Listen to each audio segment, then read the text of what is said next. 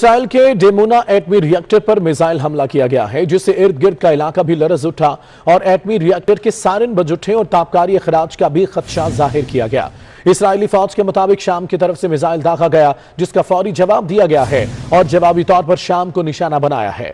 शाम का कहना है कि इसराइल की तरफ से दागे गए तमाम मिसाइल फजा में ही तबाह कर दिए। सिर्फ एक मिसाइल गिरने से उसके 4 फौजी जख्मी हुए हैं।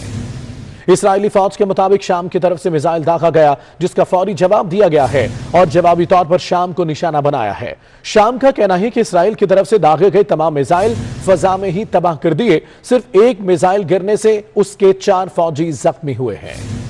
इसराइली फौज के मुताबिक शाम की तरफ से मिसाइल दागा गया, जिसका फौरी जवाब दिया गया है और जवाबी तौर पर शाम को निशाना बनाया है। शाम का कहना है कि इसराइल की तरफ से दागे गए तमाम मिसाइल फजा में ही तबाह कर दिए। सिर्फ एक मिसाइल गिरने से उसके 4 फौजी जख्मी हुए हैं।